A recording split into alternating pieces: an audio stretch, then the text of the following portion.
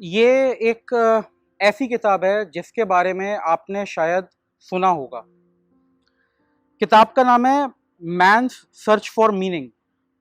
ये Victor Frankel ने लिखी है और इसकी जो सब लाइन है वो है the classic tribute to hope from the Holocaust. ये कहानी है एक आदमी जिनका नाम है विक्टर फ्रैंकल की, जिन्होंने लंबा समय बिताया नाजी जर्मनी कैंप में।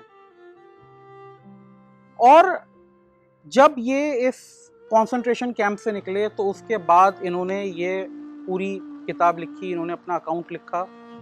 इस किताब में जो आधी कहानी है वो तो इनके एक्सपीरियंसेस की है, बाकी जो कहानी है वो इन्होंने एक नया कंसेप्ट दिया लोगोथेरेपी, उसकी है।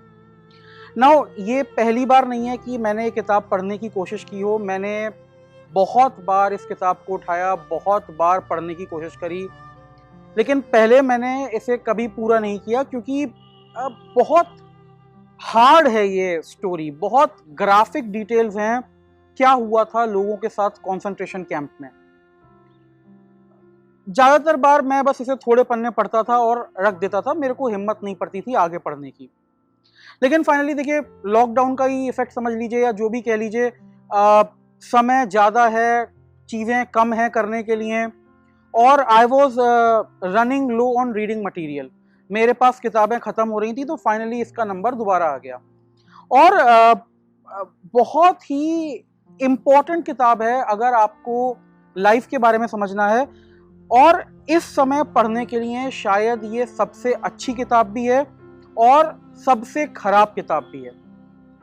सबसे पहले बताता हूं मैं सबसे खराब किताब क्यों है। इस किताब में जो बातें की गई हैं, जो कंसंट्रेशन कैंप में प्रिजनर्स के अकाउंट दिया गया है, बहुत बार ऐसा लगता है कि मैं उन्हीं सिचुएशंस में हूं। अगर आप इस किताब को भी पढ़ेंगे तो आपको लगेगा आप भी वहीं पर हैं। दूसरी बात, ये बेस्ट किताब क्यों है? क्योंकि देखिए, ये किताब एक ऐसे जनर ने लिखी है जिसने वर्स्ट सिचुएशन देखी लाइफ की, वर्स्ट बिहेवियर देखा लाइफ का, और उसके बाद भी वो निकल के वहां से बाहर आए हैं। तो इस समय के लिए अगर आपको होप चाहिए, अगर आपको स्ट्रेंथ चाहिए, तो शायद इससे बढ़िया किताब आपको नहीं मिल सकती। अच्छा, बहुत बार ऐसा किया मन की बस अब आगे ना पढ़ूं, जो बातें बता रहे थे वो इतनी ग्राफिक थी, इतनी हॉरर था उस बातों में कि मन किया बस छोड़ दो। लेकिन उसके साथ जो मैसेज आ रहा था, जिस तरह से होप बता रहे थे वो, जिस तरह से इन्होंने ओवरकम किया, मन नहीं कर रहा था कि इस किताब को रखूं, मैं पढ़ते रहने का मन कर रहा था। तो ये किताब अगर आप देखिए तो it is full of contradictions. आपको पढ़ने का मन नहीं करेगा, आपको छोड़ने का मन नहीं करेगा। ये बेस्ट किताब है, ये वर्स्ट किताब है। और इस किताब में जो उन्होंने बात करी है, उन्होंने बात करी है 3 स्टेजेस की ह्यूमंस के, जो कंसंट्रेशन कैंप में देखी।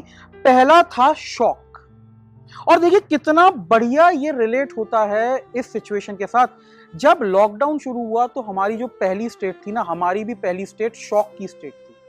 ये क्या हो गया, मेरे साथ ऐसा कैसे हो गया? People could not believe it that it can happen to them. जो विक्टर फ्रैंकल थे, खुद वो एक डॉक्टर थे, अच्छी खासी प्रैक्टिस थी, और वहां से एक कॉमन प्रिजनर बन गए।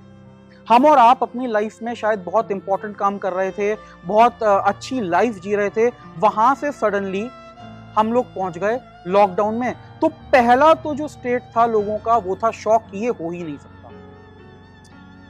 शॉक के बाद सेकेंड स्टेज आई, वो स्टेज आई अपैथी की।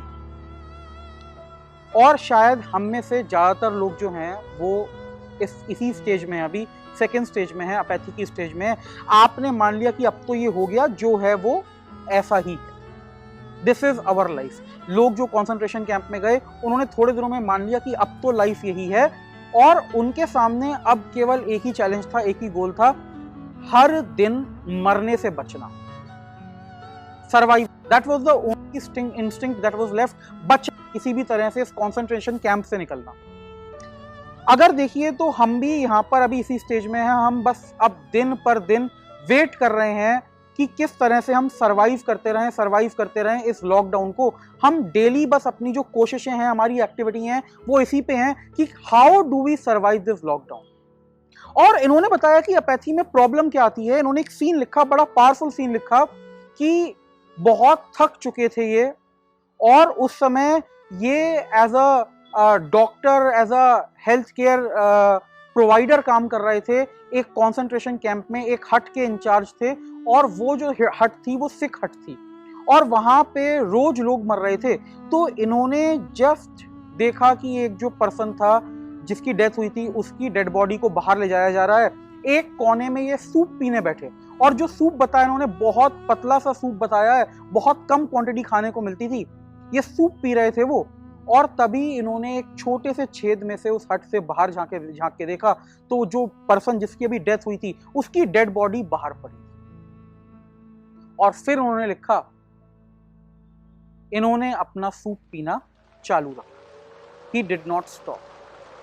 ये हालत हो गई थी इनकी, डेथ इतनी कॉमन हो गई थी कि किसी को फर्क पड़ना ही बंद हो गया। और शायद यही जो प्रॉब्लम है ये अब हमें आ रही है। लॉकडाउन और इसकी प्रॉब्लम्स इतनी कॉमन हो रही हैं कि हमारी और लोगों को हेल्प करने की जो इच्छा है वो कहीं ना कहीं कम हो रही है। हमारे जो एफर्ट्स हैं औरों की हेल्प करने के, उनकी प्रॉब्लम समझने के, वो कहीं ना कहीं कम हो रहे हैं, क्योंकि हमें लग रहा है हम भी तो इसी लॉकडाउन में हैं, हम भी तो यही प्रॉब्लम फेस कर रहे हैं। तो अगर कोई और ये प्रॉब्लम फेस कर रहा है तो उसमें क्या बड़ी बात है। फाइनली इन्होंने बताया तीसरी स्टेज के बारे में, जो है लिबरेशन या डिसइल्यूजन। जब वो कैंप से बाहर निकले तब क्या हुआ। नाउ देखिए, हम लोग भी जल्दी ही थर्ड स्टेज में आने वाले हैं। हम लोग इस लॉकडाउन से बाहर निकलने वाले हैं, और जहां लिबरेशन एक ऐसी चीज है जिसके लिए हम बहुत समय से इंतजार कर रहे थे। अगर विक्टर फ्रैंकल की माने तो लिबरेशन भी इतना आसान काम नहीं होगा। हमने जो रियलिटीज को, जिन चीजों को लगभग मान लिया था ये तो अब ऐसी ही रहेंगी, इस माइंडसेट से बाहर निकलना, वापस जाके वर्ल्ड में अपने काम परफॉर्म करना, ये इतना ऑब्वियस और इतना आसान काम नहीं होगा जितना लोग सोच रहे हैं। जो लॉकडाउन के इफेक्ट्स हैं, जो ट्रॉमा, जो डर जो हमने फील किया है कोरोना वायरस की वजह से, उसको भुलाना इतना आसान नहीं होगा जितना कि लोग सोच रहे हैं कि बस एक दिन बाहर निकलेंगे और सब चीजें पहले जैसी हो जाएंगी। ऐसा नहीं होगा। जो एक्सपीरियंसेस आपको हुए हैं, जो समय आपने देखा है, वो समय आपको बदलता है और बदलेगा। और इसके लिए अगर आप मेंटली प्रिपेयर्ड नहीं हैं तो आप बाहर निकल के भी, लिबरेशन के बाद भी उतने ही ट्रैप्ड रहेंगे, उतने ही परेशान रहेंगे जितना अभी आप इस लॉकडाउन में। तो थर्ड स्टेज के लिए प्रिपेयर करना भी बहुत जरूरी। बहुत इंपॉर्टेंट बातें बोली इन्होंने, बहुत इंपॉर्टेंट कंसेप्ट दिए हैं इन्होंने। इसमें एक बात करी है लव की, कि लव किस तरह से एक बहुत पावरफुल एंकर है, बहुत पावरफुल मोटिवेटर है। जहां पे लोग रोज मर रहे हैं, रोज लोग सुसाइड करने की सोच रहे हैं, वहां पे किस तरह से जब कोई उम्मीद नहीं है कि कुछ भी बेटर होगा, वहां पे किस समय लव ने लोगों को सेन रखा।